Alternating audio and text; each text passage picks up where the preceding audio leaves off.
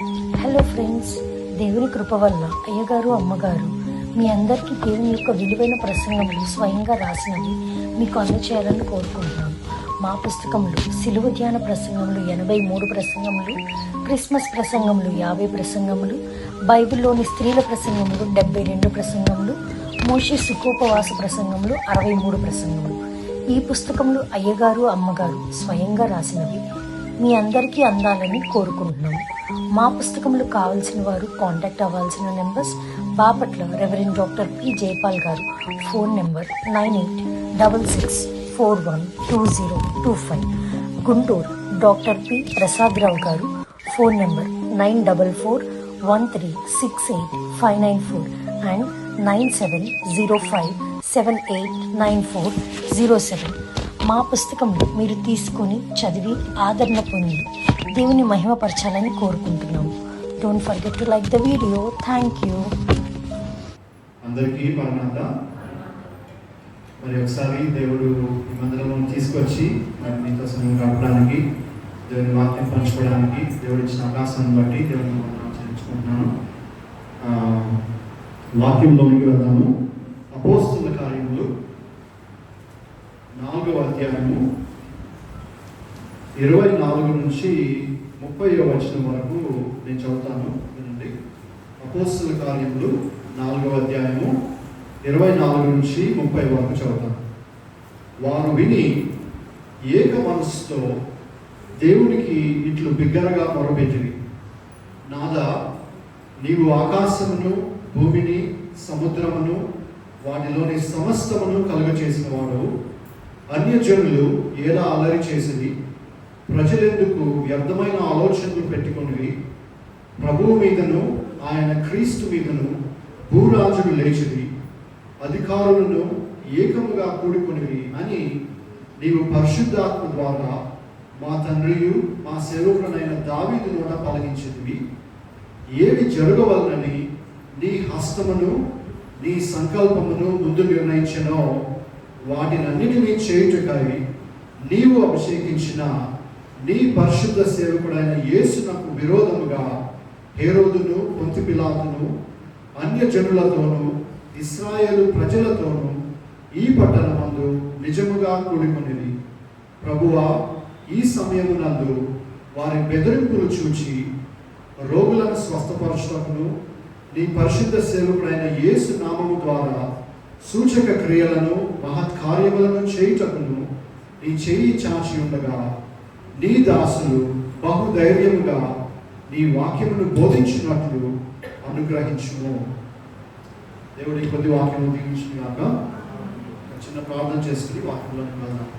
ప్రేమ కలిగిన తండ్రి, దయగల దేవా, కృప కలిగిన ఆయన, మహోన్నతుడైన తండ్రి, పరిశుద్ధుడైన ప్రభువా, కొద్ది సమయం నాయన తండ్రి మీ యొక్క వాక్యము, మీ యొక్క జీవము కలిగిన వాక్యము మేము ధ్యానించుకోవచ్చుండగా మీ పరిశుద్ధాత్మ సహాయం మాకు అనుగ్రహించండి. నన్ను కొట్టివేసి నా ద్వారా మీరే మాట్లాడమని ఆయన మా హృదయములకు, మా మనసులకు ఎటువంటి వాక్యం కావాలో ఆ వాక్యం మీరే మాకు అందించమని, మరి మేము నాయన తండ్రి మా యొక్క ఆలోచనలు, తలంపులు, క్రియలు ఎటు పోనీయకుండా నాయన తండ్రి మీ ముఖము వైపు చూచి మీరు మాకు ఏం చెప్తున్నారనేది జాగ్రత్తగా వినడానికి, దాన్ని మా హృదయంలో భద్రపరచుకోవడానికి మీ సహాయం దయచేయమని, సమస్త కార్యంలో మీరే మహిమ ఘనత పొందుకోమని యేసు నామములో వేడుకొని ప్రార్థిస్తున్నాం తండ్రి. ఆమేన్. సో ఇప్పుడు మనం చదువుకున్న వాక్య భాగంలో 24వ వచనం నుంచి 30వ వచనం వరకు ఆది సంఘంలో ఉన్నవారు ఏ విధంగా ప్రార్థన చేశారు అనే ప్రార్థన గురించి మనం ధ్యానం చేసుకుందాం. సో ఆ ప్రార్థన అనేది నేనేమో రాసుకున్నానంటే ఇంగ్లీష్లో రిఫ్లెక్సివ్ ప్రేయర్ అని రాసుకున్నాను. రిఫ్లెక్స్ అంటే కొంతమంది తెలుసుంటుంది, అసంకల్పిత ప్రతిచర్య అని రాసుకున్నాను. దానికి ఒక ఎగ్జాంపుల్ ఏంటంటే, మనం ఇంట్లో వంట చేసేటప్పుడు కానీ లేకపోతే ఏదైనా టీ తయారు చేసినప్పుడు కానీ తెలియకుండా ఏదైనా వేడిది పట్టుకున్నాం అనుకోండి, ఏమవుతుంది? పట్టుకోగానే ఇమీడియట్గా చేంజ్ చేసేస్తాం. సో బ్రెయిన్లో అది ఎలా పనిచేస్తుందంటే, మనం మామూలుగా ఏదైనా తగిలినప్పుడు మనం రియాక్ట్ అవ్వడానికి ఒక 200 మిల్లీ సెకండ్లు పడుతుంది. ఎందుకంటే ఇక్కడ చేయి దగ్గర నుంచి స్పైన్ దగ్గరికి వెళ్ళి, స్పైన్ నుంచి బ్రెయిన్కి వెళ్ళి, బ్రెయిన్ రెస్పాన్స్ తీసుకుని మళ్ళీ వచ్చి ఓకే ఇది చేయకూడదు మనం అని వస్తుంది. అదే వేడిది పట్టుకున్నాం అనుకోండి, అంత దూరం వెళ్ళదు. స్పైన్ దగ్గరికి వెళ్ళగానే ఇమ్మీడియట్గా రెస్పాన్స్ వస్తుంది. సో 200 మిల్లీ సెకండ్ల కంటే 20 మిల్లీ సెకండ్లోనే మనము వేడిగా ఉందని తీసేస్తాం. అంతవరకు వెయిట్ చేసామంటే చేయి కాలిపోతుంది. సో అది ఎందుకు చెప్తున్నానంటే, ఇక్కడ వాళ్ళు చేసిన ప్రార్థన ఆ యొక్క అసంకల్పిత ప్రతిచర్య, అంటే వాళ్ళకు ఒక ఇబ్బంది వచ్చింది అని తెలుసుకున్న మరుక్షణం ఇంకా ఏమీ ఆలోచించకుండా ఇమ్మీడియట్గా ప్రార్థన దగ్గరికి వెళ్ళారు. సో ఎందుకు వెళ్ళారు, అక్కడ పరిస్థితులు ఏంటనేది మనం ఇద్దరం ధ్యానం చేసుకుందాం. బైబిల్లో అనేకమైన ఎగ్జాంపుల్స్, అనేకమైన ఉదాహరణలు ఉన్నాయి ఈ విధంగా అసంకల్పిత ప్రతిచర్య చేసే ప్రార్థన. తెలుసా మీకు, దానియేలు సింహపు బోన్లో వేయబడక మునుపు ఆయన ఏం చేశారో తెలుసా మీకు? దానియేలు 6వ అధ్యాయము 10వ వచనంలో ఉంటుంది. ఏమని ఉంటుందంటే, ఇట్టి శాసనము సంతకము చేయబడినని దానియేలు తెలుసుకునేను. అతడు తన ఇంటికి వెళ్ళి యథాప్రకారముగా అనుదినము ముమ్మారు మోకాళ్ళుని తన ఇంటి పైగలిగి కిటికీలు యెరూషలేము తట్టున తెరవబడి ఉండగా తన దేవునికి ప్రార్థన చేయొచ్చు, ఆయనను స్తుతించుచు వచ్చాను. సో తెలుసుకున్న మరుక్షణం ఆయన కూర్చొని భయపడలేదు, లేకపోతే వెళ్ళి ఎట్లా చేయాలని ఆలోచించలేదు. యథాప్రకారంగా వెళ్ళి 3 మార్లు ప్రతిరోజు చేసే ప్రార్థన వెళ్ళి చేసుకున్నాడు. అలానే నెహెమియా గ్రంథం 2వ అధ్యాయం 4వ వచనంలో, నెహెమియా గారు రాజు దగ్గర పనిచేస్తూ ఉంటాడు కదా, ఆయన యెరూషలేము పట్టణము కట్టడానికి ఆయన పర్మిషన్ తీసుకోవడానికి వెళ్తాడు. ఆ వెళ్ళే సమయంలో రాజుగారి దగ్గరికి వెళ్ళి ఆయనకి ఈ యొక్క కప్పు ఇచ్చే టైంలో రాజుగారు ఆయన అడుగుతాడు. 2:4 ఏమంటుందంటే,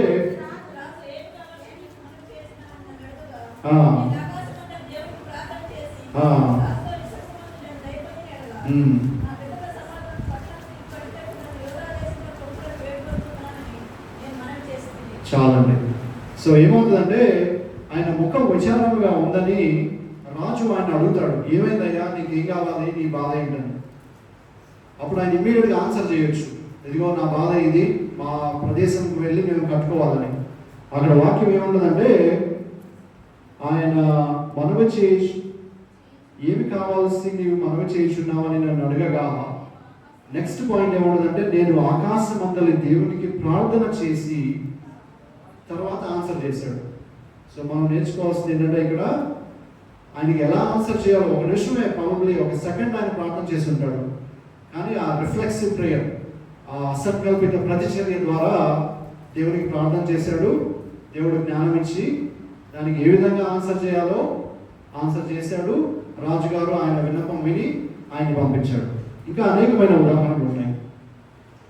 సో అదే రీతిగా మన వాక్యంలో అపోస్తల కార్యం 4వ అధ్యాయంలో ఈ యొక్క సంఘము, ఆది సంఘము ఏ విధంగా ప్రార్థన చేసింది అనేది ఏది మనం నేర్చుకున్నాం. సో కొద్దిగా కాంటెక్స్ట్ ఏంటంటే, ముందు చాప్టర్ 3వ అధ్యాయంలోకి వెళ్తే, ఒక ఆయన పుట్టినది మొదలుకొని కుంటివాడై ఉంటాడు. ఒక ఆయనకి ఒక 40 ఏళ్ళ కంటే కొద్దిగా ఎక్కువగా ఉంటుందని చెప్తారు వయసు. ఆయన నడవలేడు. సో ఆయన అందరూ మోసుకుని ఒక చోట నుంచి ఇంకో చోటకి తీసుకువెళ్తారు. సో ఆ రీతిగా వెళ్తున్న టైంలో పేతురు, యోహాను వారికి ఎదురు వస్తారు. అప్పుడు ఈ వాక్యం మీ అందరూ తెలుసు కదా, వెండి బంగారములు మా దగ్గర లేవు కానీ మాకున్నవే మీకు ఇచ్చుచున్నామని ఆయనకి స్వస్థత కలిగిస్తారు. సో ఆ స్వస్థత కలిగించిన తర్వాత అధికారులైన వారు, ప్రధాన యాజకులు, వీళ్ళందరికీ భయం వస్తుంది. వీళ్ళు యేసు ప్రభు నామాన్ని బాగా తీసుకువెళ్ళిపోతున్నారు ముందుకి, వీళ్ళు తీసుకువెళ్ళడానికి లేదు అని వాళ్ళని ఆపడానికి ట్రై చేస్తారు. అయినా కానీ వాళ్ళు ఏం చెప్తారంటే, మేము కన్న వాటిని విన్న వాటిని చెప్పక ఉండలేము అని వారికి ఉత్తరం ఇస్తారు. కానీ ఆ యాజకులు, దేవాలయపు అధిపతులు, సద్దుకాయలు వీళ్ళందరూ ఏం చేస్తారంటే, వాళ్ళని తీసుకెళ్లి జైల్లో వేస్తారు. జైల్లో వేసి వాళ్ళని బెదిరించి, మీరు ఇంకా ఎప్పుడు యేసు నామముల గురించి మీరు బోధింపకూడదు, మాట్లాడకూడదు అని వారికి ఆజ్ఞాపిస్తారు. సో ఆ పరిస్థితిలో వాళ్ళు ఉంటే, వాళ్ళకి తర్వాత కొంత కొంతకాలానికి వాళ్ళని విడుదల చేసిన తర్వాత వాళ్ళు బయలుదేరి ముందుగా వాళ్ళ యొక్క విశ్వాసుల దగ్గరికి, వాళ్ళ ఆది సంఘం దగ్గరికి వచ్చి మనం ఇలా చదువుకున్న ప్రార్థన చేస్తామన్నమాట. సో అది ఇక్కడ కాంటెక్స్ట్. సో వాళ్ళు ప్రార్థన చేయకుండా అనేక విషయాలు చేయొచ్చు. అంటే మనం ఆ పరిస్థితిలో ఉంటే ఆలోచించుకుంటే, మనల్ని ఒకళ్ళు జైల్లో పెడతామన్నారు, ఇదిగో ఈయన పేరు మళ్ళీ నువ్వు నోరెత్తావంటే నిన్ను చంపేస్తామని చెప్తారు, లేకపోతే మనల్ని బెదిరిస్తారు. అప్పుడు మనం ఏం చేస్తాం? వాళ్ళు ఏం చేయొచ్చు అంటే, వాళ్ళు ఎవరైనా బాగా పలుకుబడి ఉన్న వాళ్ళు, రాజకీయంగా ఉన్న వాళ్ళ దగ్గరికి వెళ్ళి ఏమన్నా కొద్దిగా మాకు రికమెండేషన్ చేస్తారేమో, వాళ్ళని ఎట్లాగా వదిలేయండి అనే ఒక ఆలోచన ఉంటుంది. లేదంటే మనం ఏదైనా ఒక ప్రణాళిక చేసుకుని, ఇదిగో వాళ్ళు మనల్ని ఆ రీతిగా అంటున్నారంటే మేబీ మనం ఒక ప్రణాళిక తయారు చేసుకుని వాళ్ళ కన్నుల్లో పడకుండా జాగ్రత్తగా మనం మన పని చేసుకోవచ్చు అనుకోవచ్చు. లేకపోతే పారిపోవచ్చు. ఎందుకు వచ్చింది గొడవ, వాళ్ళ దగ్గర మనం తన్నులు తింటూ ఎందుకు, మన జీవితం మనం బ్రతుకుదామని వెళ్ళొచ్చు. కానీ వాళ్ళు అవేం చేయలేదు. వాళ్ళు చేసిందల్లా మొదటి వచనం ఎలా ఉంటుందంటే, వారు విని ఏక మనస్సుతో దేవునికి ఇట్లు బిగ్గరగా మొరపెట్టింది. సో ఆ రీతిగా మనము ఏదైనా ఇబ్బంది వచ్చినప్పుడు, మనకి కష్టం వచ్చినప్పుడు, మనకి ఒక సంక్షోభం వచ్చినప్పుడు మనం ముందుగా పరిగెత్తి దేవుని దగ్గరికి వెళ్తున్నామా, లేకపోతే మనకై మనముగా దీన్ని ఎట్లా సాల్వ్ చేసుకుందాము, ఏ రీతిగా మనం ఒక ప్రణాళిక తయారు చేసుకుని ప్రార్థన చేసేది ప్రార్థన చేద్దాం, మన పని మనం చేసుకుందాం అని ఉంటాం అనేది ఆలోచించుకోవాలి. సో ఈ దినము మనకు చదివిన యొక్క 6-7 వచనాల్లో 3 విషయాలు నేను మీకు తెలియజేద్దాం అనుకున్నాను. మొదటి విషయం ఏంటంటే, వారి యొక్క ప్రార్థన యొక్క దృష్టి దేవుని మీద ఉంది. వాళ్ళ ఉన్న ప్రాబ్లమ్స్ కంటే, వాళ్ళకున్న ఇబ్బందుల కంటే వాళ్ళ యొక్క ప్రార్థన యొక్క దృష్టి దేవుని మీద అధికంగా ఉన్నది అనేది మనం నేర్చుకుందాం. రెండవ పాయింట్ ఏంటంటే, వారి ప్రార్థన యొక్క పునాది అంటే ఫౌండేషన్, వారి ప్రార్థన యొక్క పునాది దేవుడి వాక్యము మీద ఉంది, దేవుడిచ్చిన వాగ్దానముల మీద ఉంది అనేది రెండవ పాయింట్ నేర్చుకుందాం. చివరిగా 3వ పాయింట్ ఏంటంటే, వారి ప్రార్థన యొక్క లక్ష్యం అంటే the goal of their prayer. వారి ప్రార్థన యొక్క లక్ష్యం ఏంటంటే, వాళ్ళ పరిసర ప్రాంతాలన్నింటినీ, వాళ్ళ సర్కమ్స్టాన్సెస్ అన్నింటినీ మార్చమని కాదు, వాళ్ళని మార్చమని, వాళ్ళకి ఇంకా ధైర్యం ఇవ్వమని, వాళ్ళకి బోల్డ్గా దేవుని వాక్యం ప్రకటించమని వాళ్ళు ప్రార్థన చేస్తారు. ఆ 3 విషయాలు కొద్ది నిమిషాలు ధ్యానం చేసుకుని ముగించుకుందాం. సో మొదటిగా ఏం చెప్పానంటే, వారి ప్రార్థన యొక్క దృష్టి దేని మీద ఉందని చెప్పాను? దేవుడి మీద ఉందని చెప్పాను.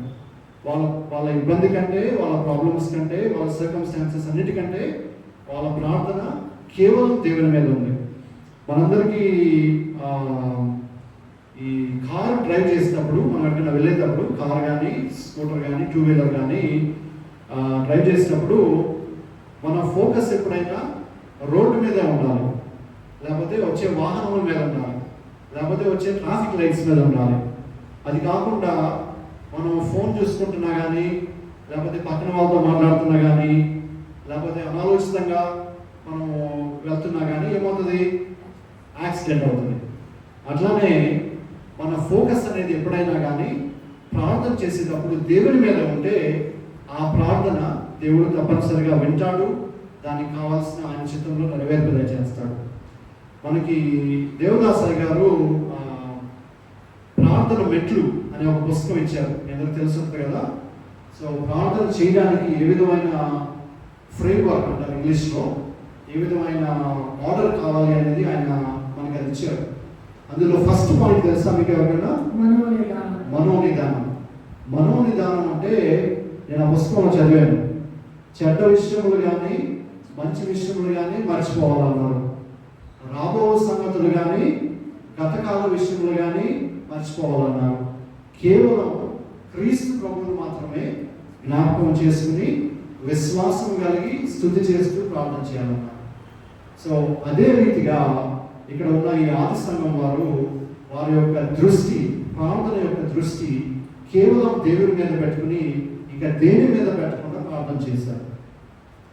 మనందరికీ తెలుసు కదా, మనం ప్రార్థన చేసినప్పుడు ఎప్పుడైనా దేవుడు మన మధ్యలో ఉన్నాడు. ఇందాక చెప్పారు కదా అమ్మగారు, దేవుడు మన మధ్యలో ఉన్నాడు, మన మన ప్రార్థన ఆలకిస్తున్నాడు అని ప్రార్థన చేసినప్పుడు దేవుడు తప్పనిసరిగా ఉంటాడు. అనేకమైన వాగ్దానాలు మనకు దేవుడు ఇచ్చాడు. మత్తయి సువార్త 18:20 ఏమన్నది? ఇద్దరు ముగ్గురు నా నామమున ఎక్కడ కూడి ఉందురో అక్కడ నేను వారి మధ్యన ఉందును అని చెప్పారు. ఇంకో విషయం ఇక్కడ గమనిస్తే ఈ ప్రార్థనలో మొత్తం 7 వచనాలు ఉన్నాయి. 7 వచనాల్లో కేవలం 1-2 వచనాలు మాత్రమే వాళ్ళ యొక్క ఇబ్బంది గురించి మాట్లాడారు. మిగిలిన 6 వచనాలు దేవుని గురించి, దేవుని వాగ్దానం గురించి, దేవుని వాక్యం గురించి వాళ్ళు మాట్లాడారు. అంటే దాని అర్థం ఏంటి? ఆల్మోస్ట్ 85% అనుకోండి, మరి 85% ప్రార్థన వాళ్ళ ఇబ్బందుల మీద లేదు. దేవుని యొక్క సార్వభౌమత్యం గురించి, ఆయన యొక్క గొప్పతనం గురించి, ఆయన బలం గురించి, ఆయన కీర్తి గురించి, ఆయన వాగ్దానం గురించి ఉన్నది. సో మనము ప్రార్థన చేసేటప్పుడు మన ముందు ఏదైనా ఇబ్బంది ఉన్నప్పుడు మనము బలహీనపడటము హ్యూమన్, న్యాచురల్ అవుతుంది. కానీ మనం ఈ ప్రార్థన ద్వారా ఏం నేర్చుకుంటున్నామంటే మన దేవుడు మన ముందున్న ఎటువంటి ప్రాబ్లం కంటే కూడా చాలా గొప్పవాడు. ఆ యొక్క ప్రాబ్లము దేవుని ముందు చాలా చిన్నది అనేది మనము గమనించుకోవాలి.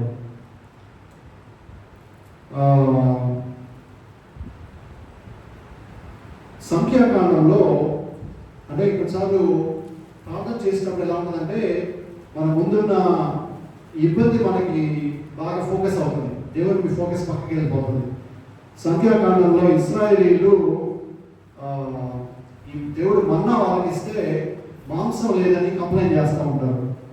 11:4 ఏముందంటే మాకు ఎవరు మాంసం పెట్టుదురు? ఐగుప్తులో మేము ఉచితంగా తినిన చేపలు, కీరకాయలు, దోసకాయలు, కూరగాయలు, ఉల్లిపాయలు, తెల్లగడ్డలు జ్ఞాపకం వచ్చున్నవి. ఇప్పుడు మా ప్రాణం సొమసిలేనే, ఈ మన్నా కాక మా కన్నుల ఎదుట మరి ఏమీ లేదని చెప్పుకునేది.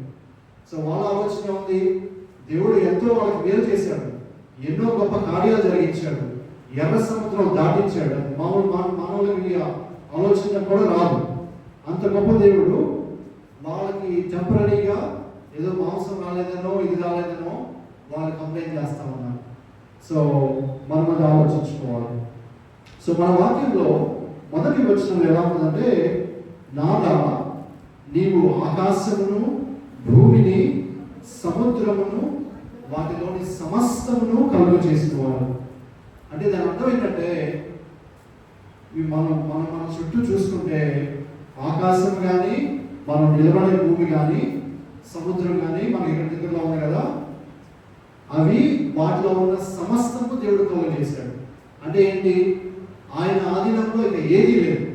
Everything is under his control. అటువంటి గొప్ప దేవుడు మనకు ఉన్నప్పుడు మనకి ఏ ప్రాబ్లం వచ్చినా ఏదైనా నిలబడుతుందా? ఆయన ముందు నిలబడదు. కాబట్టి ఇర్మియా గారు ఒక మంచి మాట చెప్తారు. ఇర్మియా గ్రంథము 10వ అధ్యాయం 10వ వచనంలో ఏముంటుందంటే, యెహోవాయే నిజమైన దేవుడు, ఆయనే జీవము గల దేవుడు, సదాకాలము ఆయనే రాజు, ఆయన ఉగ్రతకు భూమి కంపించును, జనములు ఆయన కోపమును సహింపలేవు, మీరు వారితో ఇలాగ చెప్పవలెను. ఆకాశమును భూమిని సృష్టింపని ఈ దేవతలు భూమి మీద ఉండకుండాను, ఆకాశము క్రింద ఉండకుండాను నశించును. ఆయన తన బలము చేత భూమిని సృష్టించను, తన జ్ఞానము చేత ప్రపంచమును స్థాపించను, తన ప్రజ్ఞ చేత ఆకాశమును విశాలపరచును. ఆయన ఆజ్ఞ ఇయ్యగా జలరాశులు ఆకాశ మండలంలో పుట్టును. భూమి అంత భాగములలో నుండి ఆయన ఆవిరి ఎక్క చేయును. వర్షము కలుగునట్లు ఆయన మెరుపులు పుట్టించును. తన ధనాగారములో నుండి గాలిని రావించును.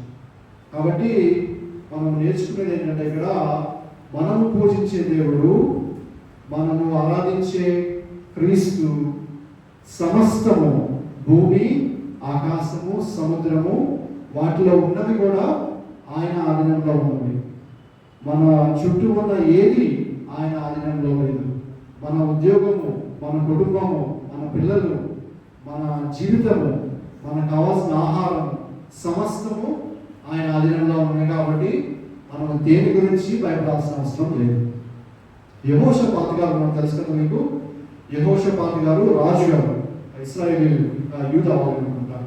సో ఆయన ఒక టైంలో ఈ మోయాబీయులు అమ్మోనీయులు అనేక మంది వస్తారు యుద్ధం చేయడానికి. ఆయనకి ఏం చేయాలో తెలియదు. వాళ్ళ సైన్యం చాలా పెద్దది, కానీ ఈయన వాళ్ళ ముందు గెలవలేదని తెలుసు. అప్పుడు ఏం చేస్తారంటే ఆయన 2వ దినవృత్తాంతంలో ఉంటుంది. ఆయన ఏమంటాడంటే, ప్రభువా ఏమి చేయుటకు మాకు తోచదు, నీవే మా దిక్కు అని ప్రార్థన చేశాను. సో ఆ ప్రాబ్లం గురించి ఆయన మాట్లాడలేదు, కానీ దేవుడి మీదే ఫోకస్ చేసి ఆయన మాట్లాడాడు.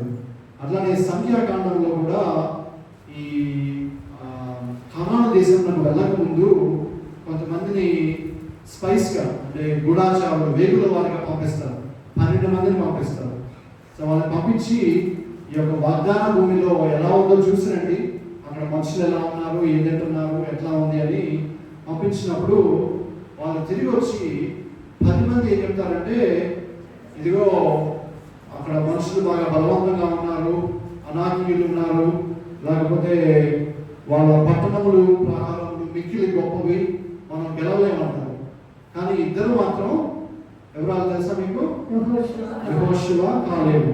వాళ్ళు మాత్రం ఏమన్నారంటే, మన దేవుడు మనకు ఉన్నాడు కాబట్టి, మన దేవుడు నమ్మదగిన వాడు కాబట్టి మనము ఎట్టి పరిస్థితుల్లో వాళ్ళని జయించి ఆ యొక్క భూమి మనం తీసుకోగలమని చెప్తారు. సో ఈ ఎగ్జాంపుల్స్ అని నేను ఎందుకు చెప్తున్నానంటే, మనకున్న ప్రాబ్లం, మీ జీవితంలో ఏ ప్రాబ్లం అయినా చిన్నదైనా పెద్దదైనా వాటన్నిటికంటే మన దేవుడు గొప్పవాడు అనే విషయం మనం గ్రహించుకోవాలి.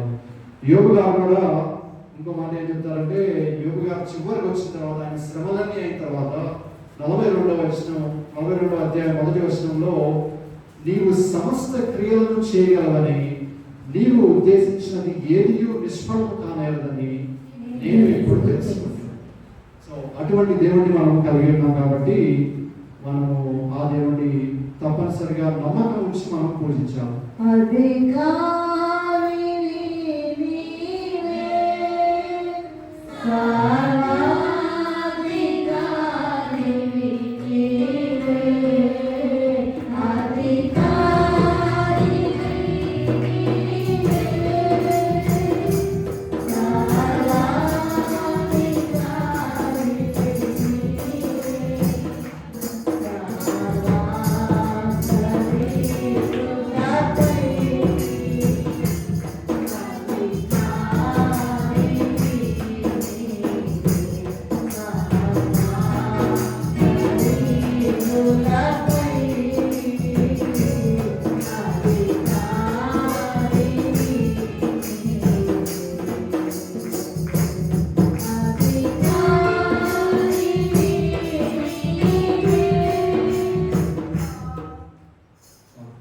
గొప్ప మాట చెప్పి సెకండ్ టాపిక్లోకి వెళ్తాను. ఇక్కడ వాళ్ళు ప్రార్థన చేసినప్పుడు ఏమని ప్రార్థన చేస్తారంటే, ఈ అనేక మంది దేవునికి వ్యతిరేకంగా పనిచేశారు అనేది వాళ్ళు గుర్తు చేసుకుంటారు. కీర్తనలు 2వ అధ్యాయం చదివాం కదా ఇందాక. సో అందులో చెప్పినట్లు మానవుడు దేవుని తిరస్కరిస్తారు, కానీ దేవుని యొక్క రాజ్యము తప్పనిసరిగా ఏర్పడుతుంది అనేది ఆ వాక్యంలో ఉంటుంది. సో మన వాక్యంలో అపోస్తల కార్యములు 4వ అధ్యాయంలో 28వ వచనంలో ఏముంటుందంటే, వాటన్నింటినీ చేయుటకై నీవు అభిషేకించిన నీ పరిశుద్ధ సేవకుడైన యేసునకు విరోధముగా హేరోదును, పొంతి పిలాతు, అన్యజనులతో, ఇశ్రాయేలు ప్రజలతో ఈ పట్టణమందు నిజముగా కూడుకునేది అని వాళ్ళు గుర్తు చేసుకుంటా ఉన్నారు. కాకపోతే హేరోదు యేసు ప్రభువుని ఆపగలిగాడా? ఆపలేదు. పిలాతు యేసు ప్రభువుని ఆపగలిగాడా? ఆపగలిగలేదు. సిలువ యేసు ప్రభువుని ఆపగలిగిందా? ఆపలేదు. సమాధి యేసు ప్రభువుని ఆపగలిగిందా? ఆపలేదు. అంటే దాని అర్థం ఏంటంటే, దేవుడు ఏదైతే ఆయన ప్రణాళిక అనుకున్నాడో, ఆయన ఇది చేద్దామని డిసైడ్ అయ్యాడో, అది ఎట్టి పరిస్థితుల్లో జరిగి తీరుతుంది. దేవుని ప్రణాళికను బట్టి ఆయన కుమారుడిని ఈ లోకంలోకి పంపించాడు. దేవుని ప్రణాళికను బట్టి మనము నశించకుండా ఉండడానికి మన పాప పరిహారమై ఆయన కుమారుని బలియాగం చేశాడు. ఏవి ఆపలేకపోయింది. ఆయన పుట్టినప్పుడు హేరోదు గారు 2 ఏళ్ల కింద వాళ్ళందరినీ చంపేమన్నారు, కానీ ఆపలేకపోయారు. సాతాను ఆయన్ని టెంప్ట్ చేయడానికి ఎక్కడో తీసుకెళ్ళి అనేక సార్లు టెంప్ట్ చేసింది, కానీ ఏవి ఆగలేకపోయాడు. ఎందుకంటే తండ్రి గొప్పవాడు. భూమి, ఆకాశము, సముద్రము అన్నిటి ఆయన ఆధీనంలో ఉన్నది కాబట్టి వాళ్ళు తప్పు చేసినా వాటన్నిటి ద్వారా దేవుడు మహిమపరచబడ్డాడు. యోసేపు గారి గురించి తెలుసు కదా. యోసేపు గారి బ్రదర్స్ అంటే అన్నదమ్ములు ఆయన అనేక విధములుగా ఇబ్బంది పెట్టాలని చూశారు. ఆయన అసూయపడి వాళ్ళ తండ్రి ఎక్కువగా ప్రేమిస్తున్నాడనో వాటెవర్ వాళ్ళ ఎక్స్పీరియన్సెస్ని బట్టి ఆయన ఇబ్బంది పెట్టాలని ఆయన అమ్మువేసి అది చేసి ఇచ్చేసారు. కానీ యోసేపు గారు ఆదికాండం 50వ అధ్యాయం 20వ వచనంలో ఏమని చెప్తారంటే, మీరు నాకు కీడు ఉద్దేశించితిరి కానీ నేడు దినమున జరుగుతున్నట్లు అనగా బహు ప్రజలను బ్రతికించినట్లు అది మేలుకే దేవుడు ఉద్దేశించాడు. కాబట్టి దేవుడు కంప్లీట్ కంట్రోల్లో ఉన్నాడు. మనం ఎటువంటి ఇబ్బంది వెళ్తున్నా కానీ దేవుని ఆధీనంలో పనులు జరుగుతున్నాయి అనేది మనం గమనించుకుని ఆయనకి ప్రార్థన చేస్తూ ఉండాలి. సరే, 2వ పాయింట్లోనికి వెళ్తాను. 2వ పాయింట్ ఏమని చెప్పామంటే ప్రార్థన యొక్క పునాది దేవుని వాక్యము, దేవుని వాగ్దానం అని చెప్పారు కదా. సో పునాది అంటే మీ అందరూ తెలుసు కదా, ఇల్లు కొత్తగా కట్టేటప్పుడు ఏం వేసుకుంటాం మనం? పునాది వేసుకుంటాం. దేవుడు యేసు ప్రభు మత్తయి సువార్తలో ఒక ఉపమానం చెప్తాడు. మీ అందరికీ తెలుసు కదా. మత్తయి సువార్త 7వ అధ్యాయంలో ఉంటుంది ఉపమానం, తీయాల్సిన అవసరం లేదు. అక్కడ 2 కాంట్రాస్టింగ్ ఎగ్జాంపుల్స్ చెప్తాడు. బండ మీద కట్టిన ఇల్లు, ఇసుక మీద కట్టిన ఇల్లు. బండ మీద కట్టిన ఇల్లుని కట్టిన ఆయన ఏమంటారు? బుద్ధిమంతుడు అంటారు. ఇసుక మీద కట్టిన ఇల్లు బుద్ధిహీనుడు అంటారు. సో వాన కురిసెను, వరదలు వచ్చాను, గాలి విసిరి ఆ ఇంటి మీద కొట్టాను, పునాది బండ మీద వేయబడిన కనుక దానికి ఏమీ అవ్వలేదు. రెండో వైపు పునాది ఇసుక మీద వేసింది కాబట్టి కంప్లీట్గా కూలిపోయింది. సో అట్లానే మనం ప్రార్థన చేసేటప్పుడు మొదటిగా క్రైస్తవులుగా వచ్చినప్పుడు మనం ప్రార్థన చేసేటప్పుడు దేవుడు ఈ ప్రార్థన ఆలకిస్తాడు. కానీ మనందరం చాలా కాలం దేవుళ్ళలో ఉన్నప్పుడు, ప్రతి ఆదివారం చర్చకు వస్తున్నప్పుడు, దేవుళ్ళలో మనం దినదినము అభివృద్ధి చెందుతున్నప్పుడు మన ప్రార్థన కూడా అభివృద్ధి చెందాలి. నామినల్గా ప్రార్థన చేస్తే కుదరదు. కాబట్టి ఈ వాక్యంలో మనం నేర్చుకునేది ఏంటంటే మన ప్రార్థన యొక్క పునాది దేవుని వాక్యం మీద ఉండాలి అనేది ఇక్కడ మనం తెలుసుకుంటున్నాం. సో వాళ్ళు ఏం చేశారు? వాళ్ళ పునాది ఏంటంటే కీర్తనలు 2వ అధ్యాయము వాళ్ళు గుర్తు తెచ్చుకున్నారు. ఇలా చదివాం కదా. 25-26 వచనాలు ఏమంటుందంటే, అన్యజనులు ఎలా అల్లరి చేసిరి, ప్రజలెందుకు వ్యర్థమైన ఆలోచనలు పెట్టుకునేది, ప్రభువు మీదను ఆయన క్రీస్తు మీదను భూరాజులు లేచిరి, అధికారులను ఏకముగా కూడుకునేది అని నీవు పరిశుద్ధాత్మ ద్వారా మా తండ్రియు నీ సేవకుడైన దావీదు కూడా పలికించింది. సో అది ఎప్పుడో కొన్ని వేల సంవత్సరాల క్రితం రాశారు దావీదు గారు. వీళ్ళు యేసు ప్రభు వచ్చిన తర్వాత ఏడీలో ఉన్నారు.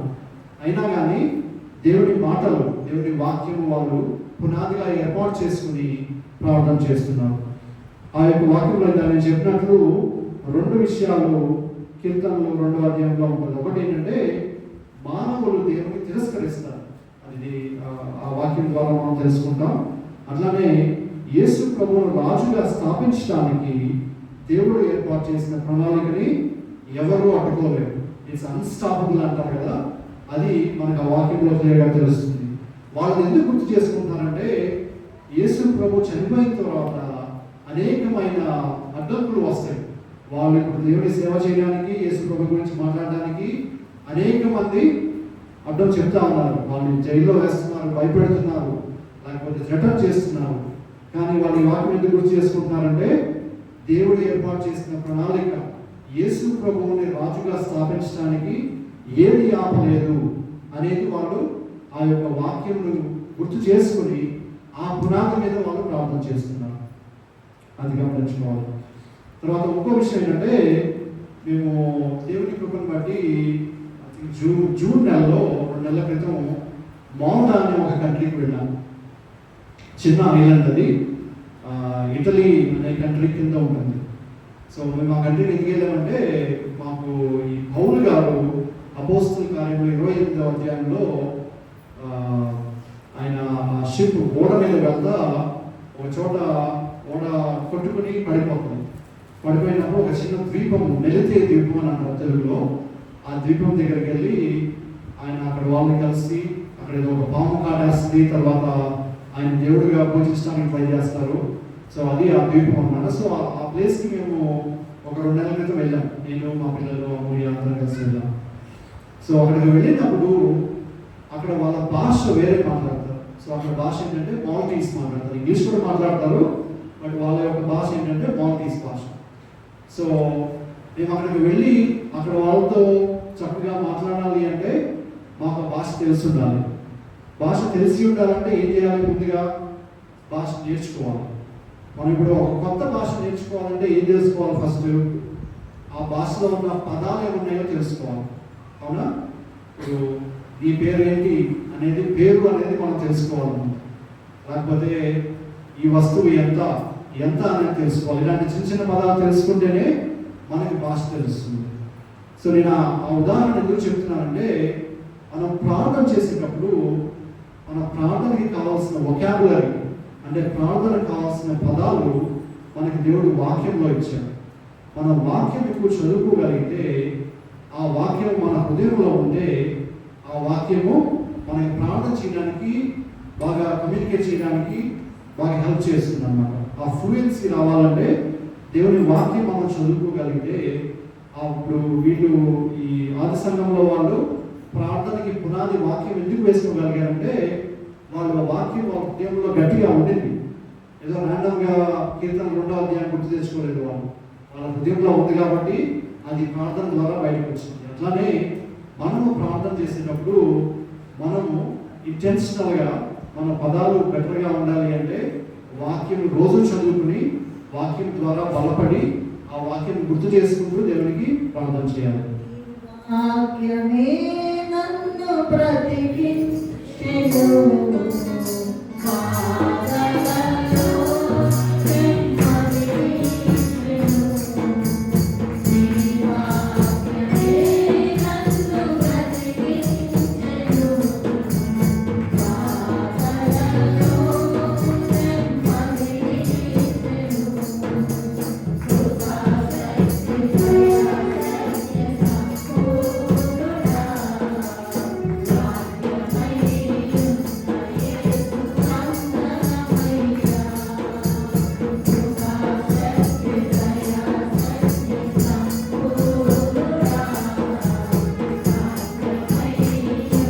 దయాశక్తి సంపూర్ణుడా, పౌలు గారు వాక్యం గురించి ఒక మాట చెప్తారు. రోమీయుల పత్రిక 15వ అధ్యాయంలో 4వ వచనంలో ఏమని చెప్తారంటే, ఏలయనగా ఓర్పు వలనను లేఖనముల వలని ఆదరణ వలనను మనకు నిరీక్షణ కలుగుటకై పూర్వమందు రాయబడినవన్నీ మనకు బోధ కలుగు నిమిత్తము రాయబడిన. చాలు. సో 3 విషయాలు అక్కడ చెప్తారు: ఓర్పు, ఆదరణ, నిరీక్షణ. సో వాక్యం ద్వారా మనకి ఆదరణ కలుగుతుంది, నిరీక్షణ కలుగుతుంది, దేవుని మీద ఓర్పు కలుగుతుంది అనేది మనం అక్కడ తెలుసుకున్నాం. మనకందరికీ ఈ వాక్యం కంటతడే కదా.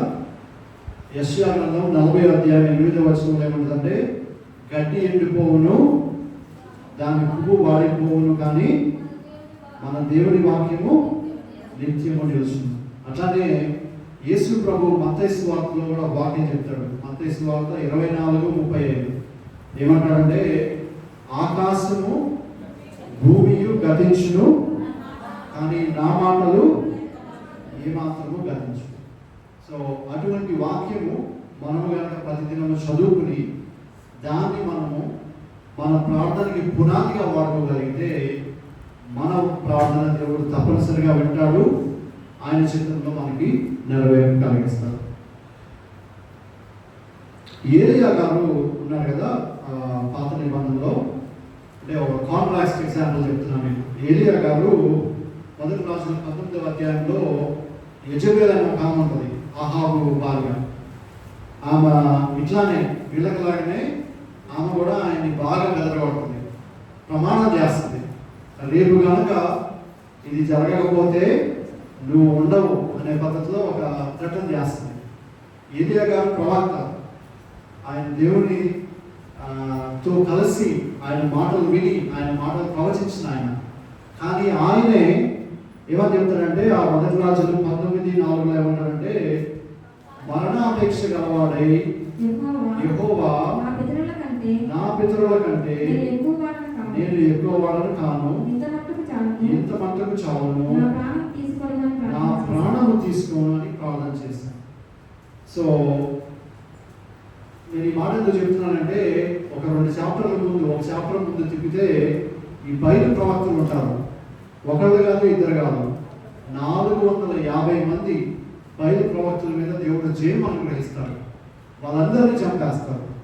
అట్లానే ఏలియా గారు ఒక కరువు వచ్చినప్పుడు దేవుడు ఆయనకి కావాల్సిన ఆహారం ఏర్పాటు చేస్తాడు.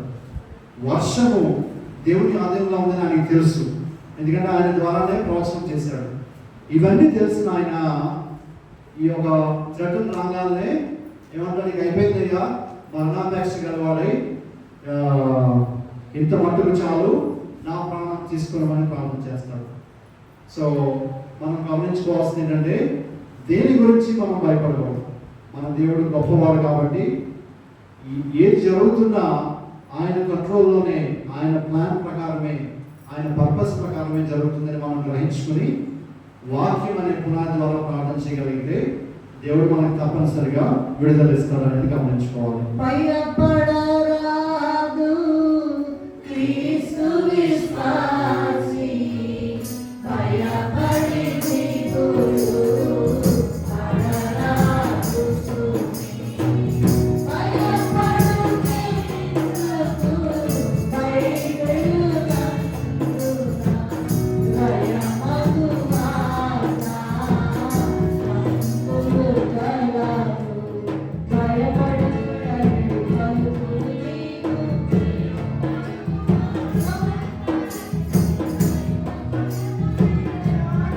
పొడుగున భయపడకు, నిరాశపడకు, నెప్పునా భయపడరాదు క్రీస్తు విశ్వాసి, భయపడి దిగులు పడరాదు సుమి. సో 2 అంశాలు నేర్చుకున్నాము, 3వ అంశంలోకి వెళ్దాము. 2 అంశాలు గుర్తున్నాయా? మొదటిది ఏమని చెప్పాము, వారి ప్రార్థన యొక్క దృష్టి దేవుడి మీద ఉంది. 2వ అంశము, ప్రార్థన యొక్క పునాది దేవుని వాక్యం మీద ఉంది. 3వ అంశం ఏంటంటే, ప్రార్థన యొక్క లక్ష్యం ఏంటనేది మనం తెలుసుకున్నాం. సో మామూలుగా మనం ప్రార్థన చేసేటప్పుడు ఏంటంటే, మనకి ఇదిగో ఏదో ఇబ్బంది ఉందంటే దేవా ఆ ఇబ్బంది తీసేసి, లేకపోతే మనకి ఎవరైనా ఉద్యోగంలో కష్టపడతారంటే అదిగో వాళ్ళు వెళ్ళిపోయేటట్లు ట్రాన్స్ఫర్ అయ్యేటట్లు చేయి, లేకపోతే మన ఇంటి పక్కన ఎవరైనా మనల్ని రోజు ఇబ్బంది పెడతా ఉంటే వాళ్ళు ఎవరైనా ఖాళీ చేసి వెళ్ళేటట్టు చేయి, ఇట్లాంటి ప్రార్థన చేస్తాం, తప్పులేదు. కానీ ఇక్కడ ఏం చేశారంటే, వాళ్ళు ఈ ప్రార్థనలో వాళ్ళందరూ బెదరగొడుతుంటే దేవా వాళ్ళందరినీ హతం చేసి, లేకపోతే వాళ్ళు వెళ్ళిపోయి ఇంకొక ఎవరో వచ్చేటట్టు చేయి, లేకపోతే మాకు వాళ్ళ మీద అద్భుత కార్యాలు చేసి వాళ్ళని పక్కన నెట్టేటట్టు చేయి, ఇవేమి చేయగలవాళ్ళు. వాళ్ళు చేసిన ప్రార్థన ఏంటంటే, చదువుతాను 29వ వచనంలో, ప్రభువా ఈ సమయమందు వారి బెదిరింపులు చూచి రోగులను స్వస్థపరచుటకును నీ పరిశుద్ధ సేవకుడైన యేసు నామం ద్వారా సూచక క్రియలు మహత్కార్యములు చేయుటకు నీ చేయి చాచి ఉండగా నీ దాసులు బహుధైర్యముగా నీ వాక్యమును బోధించినట్లు అనుగ్రహించు. సో వాళ్ళు ఏం చెప్పారు, అసలు యేసు ప్రభు గురించి మాట్లాడడానికి లేదన్నారు, మాట్లాడితే జైల్లో వేస్తామన్నారు. కానీ వాళ్ళు ఏమైనా ప్రార్థన చేస్తున్నారు, నీ దాసులు బహుధైర్యముగా వాక్యం బోధించినట్లు మాకు అనుగ్రహించమని ప్రార్థన చేస్తారు. అంటే ఇంగ్లీష్లో ఏమని చెప్తారంటే, ఆ సర్కమ్స్టాన్సెస్ని చేంజ్ చేయమంటలేదు, కానీ వాళ్ళనే ట్రాన్స్ఫార్మ్ చేయమంటున్నారు. అంటే వాళ్ళని రూపాంతరం చేయమంటున్నారు. అప్పుడు దేవుని మనస్సు, దేవుని ఆలోచన వాళ్ళు కలిగి ఉన్నారు కాబట్టి దేవుని కార్యం ఇంకా బలముగా చేస్తారు. వాళ్ళ ముందున్న ప్రాబ్లం ఇగ్నోర్ చేస్తున్నారు, కానీ దేవుడు గొప్పవాడు కాబట్టి దేవుడు వాళ్ళకి బలం చేకూరుస్తాడనేది వాళ్ళు గమనించుకున్నారు. హిజ్కియా గారిని ఒక రాజుగారు ఉంటారు. అది పాత నిబంధనలో 2వ రాజులు 19వ అధ్యాయంలో ఒక ఇన్సిడెంట్ ఏముంటుందంటే, ఈ అష్షూరు రాజు ఒక థ్రెటనింగ్ లెటర్ పంపిస్తాడు.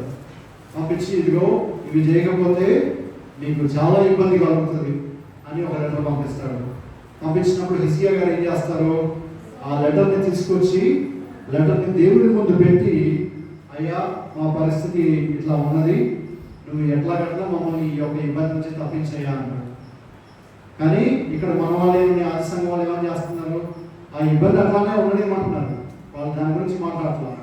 మాకు ఎక్కువ బలం ఇచ్చి మేము దేవుని సేవ చేయాలి అని వాళ్ళు ప్రార్థన చేస్తారు. అంటే మనం నేర్చుకోవాల్సింది ఏంటంటే, ఇక్కడ దేవుని చిత్తం ఏంటి అనేది మనం గమనించుకోవాలి. కొన్నిసార్లు ఏంటంటే మనకు కావాల్సింది ప్రార్థన చేస్తూ ఉంటాం, ఇది కావాలి, ఇది కావాలి, ఇది కావాలి అని. దేవుని చిత్తులకి ఇస్తాడు, కానీ మనం గమనించుకోవాల్సిందంటే మీ చిత్తంలో ఏది జరగాలో. ఎందుకంటే మనకి షార్ట్ టర్మ్లో ఏంటో మనకు తెలియదు, లాంగ్ టర్మ్లో తెలుస్తుంది దాని యొక్క బెనిఫిట్ అని. సో అది గమనించుకోవాలి. మనందరికీ పౌలు గారు ఆయన శరీరంలో ముళ్ళు గురించి చెప్తారు, తెలుసు కదా, 2 కొరింథీ 12లో ఉంటుంది. సో ఆయన ఏమంటాడంటే, ఆ ముళ్ళు కొరకు ఉమ్మాను ప్రార్థన చేసింది అంటాడు. దేవుడు ముళ్ళు తీసివేయచ్చు, కానీ తీయలేదు. ఏమన్నాడు ఆయన? యేసు ప్రభువానికి సమాధానం చెప్పాడంటే, నా కృప నీకు చాలును, బలహీనత యందు నా శక్తి పరిపూర్ణమవుతున్నది అని ఆయన నాతో చెప్పాడు. కాబట్టి వాళ్ళు దేవుని మీద ఆధారపడినప్పుడు దేవుని ప్లాన్లో ఏది జరిగినా మనకు అది మేలే, మనకు అది మంచిదే. మనకి ఆ మూమెంట్లో మనకు కావాల్సింది జరగకపోవచ్చు. ఇప్పుడు మనందరికీ పిల్లలు, చిన్నపిల్లలు తెలుసు కదా, నాకు కూడా 2 పిల్లలు ఉన్నారు. వాళ్ళు ఏదో ఒకటి అడుగుతారు, ఇది కావాలి, ఇది కావాలి, ఇది కావాలని. కొన్నిసార్లు ఇస్తాం, కొన్నిసార్లు మనకు తెలుసు అది ఇచ్చేమంటే వాళ్ళకి ఆ మూమెంట్లో మేబీ టెంపరీ హ్యాపీనెస్ ఉంటుంది, కానీ లాంగ్ టర్మ్లో ఉండదు. కాబట్టి పర్లేదు ఆగు అని చెప్పి తర్వాత ఎప్పుడో అవసరం వచ్చినప్పుడు ఇస్తాం. సో అలానే దేవుడు కూడా మన స్థితిని బట్టి మనకు కావాల్సింది ఇస్తాడు. యేసు ప్రభు గారు కూడా మనందరూ తెలుసు కదా, యేసు ప్రభు గారు శిలువ వేయబడే మునుపు ప్రార్థన చేస్తాడు. ఏమని చేస్తాడు? ఈ గిన్నె నా నుండి తొలగిపోమని ప్రార్థన చేస్తాడు. కానీ ఆ గిన్నె తాగడం వలన దేవుని ప్రణాళిక జరగాలి కాబట్టి దేవుని చిత్తం ఏదైతే ఉన్నదో అది జరుగుతుంది. మత్తయి సువార్త 26:39లో, నా తండ్రి సాధ్యమైతే ఈ గిన్నెను నా ఎదురు నుండి తొలగిపోనేము, అయినను నా ఇష్ట ప్రకారం కాదు, నీ చిత్త ప్రకారమే కానిమని ప్రార్థన చేశాను. ఈ పాటలు రాసే ఒక ఫ్యానీ క్రాస్బీ అని ఒక ఉంది, మీరు విన్నారేమో నాకు తెలీదు. బ్లెస్డ్ అష్యూరెన్స్ అనే పాట పాడతారు కదా, యేసు నా వాడను, లేకపోతే ఇదే నా పాట నాసు కదా, తర్వాత to God be the glory, ఇట్లాంటి పాటలు రాసినామా. ఆ పేరు ఫ్యానీ క్రాస్బీ. సో ఆమె 1820లో పుట్టి 1915లో చనిపోయింది. అంటే 95 సంవత్సరాలు బ్రతికింది. ఆమె దేవుని పాటలు దాదాపుగా 8,000 పాటలు రాసింది. తర్వాత ఆమె రాసిన పాటలు 10 కోట్ల కాపీలు చేశారు. నేను ఆమె గురించి ఎందుకు చెప్తున్నానంటే, ఆమె పుట్టిన తర్వాత ఒక 6 వారాలు అయిన తర్వాత ఆమె కంటికి ఏదో ఇన్ఫర్మేషన్ లాగా వస్తే ఎవరో ఒక మందు ఇచ్చారంట. ఆ మందు ఇవ్వడం వల్ల ఆమె కళ్ళు పాడైపోయింది. సో పుట్టిన 6 వారాల నుంచి చనిపోయే 95 సంవత్సరాల వరకు ఆమెకి కంటి చూపు లేదు. కానీ 8,000 పాటలు ఆమె రాయగలిగింది. ఆమె రాసిన పాటలు అనేక మంది ఇప్పుడు పాడుకుంటున్నారు. 10 కోట్ల కాపీలు చేయగలిగారు. ఆ మాట ఎందుకు చెప్తున్నానంటే, ఆమె కూడా చిన్నప్పుడు ప్రార్థన చేసినప్పుడు, దేవా నాకు కళ్ళు ఎట్లాగో ఇస్తే, అద్భుత కార్యం చేయగలిగితే నేను ఇంకా ఎక్కువ నీ సేవ చేయగలను కళ్ళు కదా. కానీ దేవుడి ప్లాన్ ఎలా ఉందంటే, నువ్వు అట్లా ఉండటం వల్లనే నాకు కావాలి, దాని ద్వారానే నేను మహిమ పొందుతాను, దాని ద్వారా నా పని నేను జరిగించుకుంటాను. ఎప్పుడైనా గమనించుకోండి, దేవుని ప్లాన్ జరుగుతుంది. నువ్వు ఉన్నా నువ్వు లేకపోయినా, నీకు ఇబ్బంది ఉన్నా కష్టం ఉన్నా ఆయన ప్లాన్ ఎట్టి పరిస్థితుల్లో జరుగుతుంది. మనము ఆ లైన్లో ఉంటే మనల్ని వాడుకుంటాడు, లేదంటే పక్కకి వెళ్ళిపోతాడు. సో ఈమె నాకు ఏదో గుడ్డితనం ఉంది కదా, నేను చేయలేను కదా అని ఆగిపోలేదు.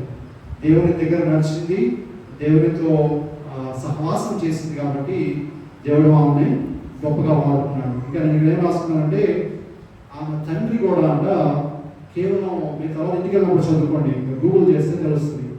ఆమె తండ్రి కూడా కేవలం 6 నెలలు ఉండగానే తండ్రి కూడా చనిపోయాడు. సో ఆమెను పెంచింది ఆమె తల్లి, ఆమె యొక్క అమ్మమ్మ, వాళ్ళిద్దరు మాత్రమే పెంచగలిగారు. సో అటువంటి పరిస్థితుల్లో దేవుని గట్టిగా పట్టుకుంది కాబట్టి దేవుని కొరకు ఆమె గొప్పగా సేవ చేయబడింది. ఆమె రాసిన పాటలు మనం అనేకమైనవి తెలుగులో కొన్ని అనువాదించారు, అమెరికాలో చాలా ఫ్రీక్వెంట్గా పాడుకుంటాం ఆ పాటలు. సో ఆమె పేరు ఫ్యానీ క్రాస్బీ. సో అది గుర్తుపెట్టుకోండి. సో ఆమె గురించి నేను చదువుతున్నప్పుడు నాకు గుర్తొచ్చిన వాక్యం ఏంటంటే మీ అందరికీ తెలుస్తుంది, కంటక వాక్యం. హబక్కూకు గారు చెప్తారు కదా, హబక్కూకు గ్రంథం 3వ అధ్యాయం 17వ వచనంలో ఏమున్నది? అంజూరపు చెట్టు పూయకుండినను, ద్రాక్ష చెట్టు ఫలింపకపోయినను, ఒలీవ చెట్టు కాపు లేక ఉండినను, చేనులోని పైరు పంటకు రాకపోయినను, గొర్రెలు దొడ్డిలో లేకపోయినను, సాలలో పశువులు లేకపోయినను, నేను యెహోవా యందు ఆనందించదును, నా రక్షణకర్త అయిన నా దేవుని యందు నేను సంతోషించను. సో మన వాక్యంలో వాళ్ళు అనేకమైన ఇబ్బందులు ఎదుర్కొంటున్నారు. వాళ్ళు థ్రెటన్ చేస్తామంటున్నారు, జైల్లో వేస్తామంటున్నారు, ప్రభుత్వం తీసుకెళ్ళి కొడతారేమో. కానీ వాళ్ళు వాళ్ళ దేవుని దగ్గరకు వచ్చి ప్రార్థన చేసుకుని, దేవా మాకు ధైర్యం కలిగించి ఇంకా బహుధైర్యంగా మేము వాక్యం పట్టించేటట్టు చేయమని చెప్తా ఉన్నారు. సో దేవునిలో ఉన్న ఆ యొక్క ఆనందము హబక్కూకు గారు చెప్పినట్లు వాళ్ళు కలిగి ఉంటున్నారు. సో మనము ముగించడానికి కూడా క్విక్ సమరీ ఏంటంటే, ఇక్కడ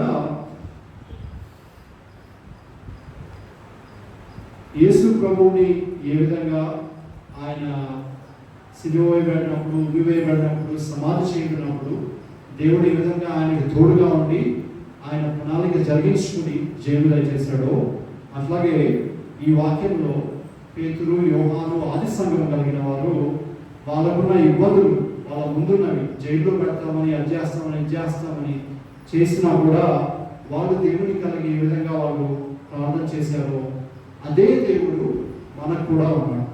మన దేవుడు నిన్న నేడు నిరంతరము మారని వాడు. వాళ్ళు ఏ విధమైన ఎక్స్పీరియన్స్ తీసుకున్నారో మనము కూడా అదే ఎక్స్పీరియన్స్ తీసుకోగలం అని వాక్యం చెప్తుంది. కాబట్టి మన జీవితంలో ఎటువంటి కష్టం వచ్చినా, ఎటువంటి నష్టం వచ్చినా, కొన్నిసార్లు ఎలా ఉందంటే కష్టం వచ్చినప్పుడు నిరాశ చెందుతాం. కానీ ఆ కష్టము మనకి అనేకమైన వాక్యాలు ఉన్నాయి కదా, దేవుడు ఆ కష్టం ద్వారా మనల్ని ఆయన ఇంకా దగ్గరగా తీసుకొస్తాడు. 2 కొరింథీ 4లో ఉంటుంది కదా, పౌలు గారు చెప్తారు. ఈ యొక్క వాక్యం చదివి నేను ముగిస్తాను. 2 కొరింథీయులు 4:16లో ఏముంటుందంటే, కావున మేము అధైర్యపడము, మా బాహ్య పురుషుడు కృషించుచున్నాను, ఆంతర్య పురుషుడు దినదినము నూతన పరచబడుచున్నాడు. మేము దృశ్యమైన వాటిని చూడక అదృశ్యమైన వాటినే నిదానించి చూస్తున్నాము కనుక క్షణమాత్రముందు మా చూడని శ్రమ మా కొరకు అంతకంతకు ఎక్కువగా నిత్యమైన మహిమ భారమును కలుగజేసినది. చాలు. సో మనం నేర్చుకోవాల్సిందంటే, మీ అందరికీ వాక్యం తెలిసే ఉంటుంది, శ్రమ అనేది క్షణమాత్రముందు చూడకని శ్రమ, కానీ దాని రివార్డ్ అనేది అంతకంతకు ఎక్కువగా నిత్యమైన మహిమ భారమును మనకు కలుగజేసినది. అంటే మనము దేవుని స్వరూపంలోనికి మార్చబడడానికి, ఆయనకి దగ్గర అవడానికి, ఇంకా మన యొక్క ఆంతర్య పురుషుడు నూతనపరచబడడానికి ఇవన్నీ వస్తాయి. కానీ మనం గమనించుకోవాల్సింది ఏంటంటే, అవన్నీ ఇదివరకు ఉన్న వాళ్ళందరికీ వచ్చినాయి, వాళ్ళందరూ దాటుకుని ముందుకు వెళ్ళారు. యేసు ప్రభు ఎప్పుడు ఎవరిని సిగ్గునందనివ్వలేదు. ఆయన నమ్ముకున్న వాళ్ళందరికీ ఆయన జీవించారు. కాబట్టి మనము అతి వాగ్దానం కలిగి మనము కనుక ఆయన మీద ఆధారపడినట్లయితే మనకి అనారోగ్యం రావచ్చు, లేకపోతే ఫైనాన్షియల్ అంటే ఆర్థికపరమైన ఇబ్బందులు రావచ్చు, లేకపోతే ఉద్యోగపరమైన ఇబ్బందులు రావచ్చు, లేకపోతే రిలేషన్షిప్స్ అంటే మన సంబంధాలకు సంబంధించిన ఇబ్బందులు రావచ్చు, లేకపోతే మనం బాగా ప్రేమించే వాళ్ళు దేవుడి దగ్గరికి రావట్లేదు అని మనకి ఆ బాధ ఉండొచ్చు. కానీ వాటన్నిటిలో మనం దేవుడు గొప్పవాడు అని గ్రహించుకొని ఆయన వాక్యం అనే పునాది మీద మనం నిలబడి మనల్ని ఏ విధంగా మార్చాలి, ఆయన స్వరూపంలో ఏ విధంగా మార్చబడాలి అనే ఒక లక్ష్యం కలిగి మనం ప్రార్థన చేయగలిగితే వాటన్నిటి మీద దేవుడు తప్పనిసరిగా జయమిస్తాడు. అట్టి దేవునికి మనం వందనాలు చెల్లించుకుందాం.